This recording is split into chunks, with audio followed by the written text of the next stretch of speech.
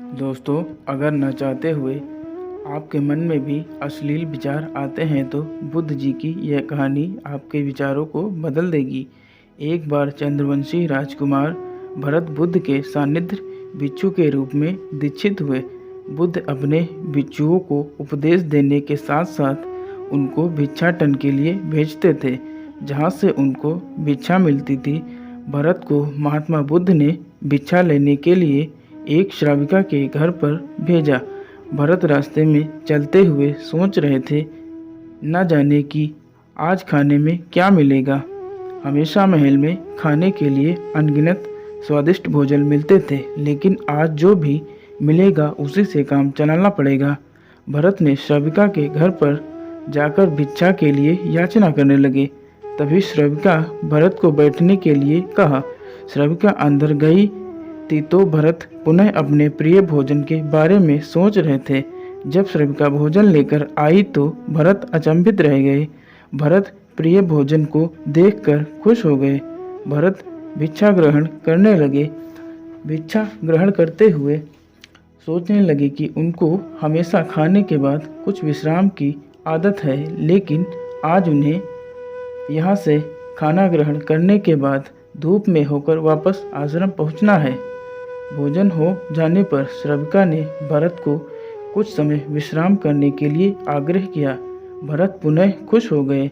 सारी इच्छाओं की पूर्ति होते देख भरत इसको एक संयोग मानकर कुछ देर में लेट गए। लेटते लेटते सोचने लगे, आज तो सोने को मिल गया, लेकिन मेरे सर पर हमेशा के लिए छत का साया तो मिट गया। जब भरत सोकर पुनः उठे तो श्राविका ने कहा कि आपको जब तक यहाँ पर रहना है आप यहाँ पर रख सकते हो। अब भरत समझ गए कि ये कोई संयोग नहीं है, श्राविका जरूर मेरा मन पढ़ रही है। खड़े हुए भरत ने श्राविका से पूछा, मुझे क्षमा करें, पर क्या आप मेरा मन पढ़ सकती हैं? आप ये सब कैसे कर लेती हैं? श्राविका ने कहा, शुरू में मेरे लिए ये कठिन था, लेकिन मैंने खुद के विचारों को देखना शुरू किया। शुरू में मेरे विचारों की संख्या अनगिनत थी, पर मैंने अपना पूरा ध्यान उन विचारों पर केंद्रित किया। मैंने बिना पक्ष विपक्ष के अपने विचारों को देखना जारी रखा। धीरे धीरे मेरे मन के विचारों की संख्या कम होने लगी। मेरे सारे व्यर्थ विचार दूर हो गए। तब से मैं दूसरों में विचार पढ़ लेती हूँ। यह सब सुनकर भरत घबरा गए। भरत ने श्राविका से आज्ञा ली और निकल गए। रास्ते में चलते हुए भरत अपने मन के विचारों को स्मरण करने लगे। भरत के मन में श्राविका के बारे में अश्लील विचार आए। श्राविका ने भरत के बारे में क्या सोचा होगा? भरत को खुद पर शर्म आ रही थी। भरत आश्रम पहुँचे। भरत ने बुद्ध से कहा कि अब ये भिक्षाटन के लिए कभी नहीं जाएंगे। बुद्ध ने भरत को नीचे बैठाया और कहा, क्या हुआ? तुम मुझे सारी व्यथा विस्तार से बताओ। भरत ने विस्तार से सारी बात बताई। भरत की बातों को सुनकर बुद्ध ने कहा कि आज से तुम 7 दिनों के लिए श्राविका के घर पर भिक्षा के लिए तुम ही जाओगे, लेकिन तुमको खुद बातों का ध्यान रखना पड़ेगा। कल तुम जाते हुए अपने चित्त को पूरे होश में रखना। तुम्हारे अंदर कौन से विचार उठ रहे हैं उन पर ध्यान केंद्रित करना।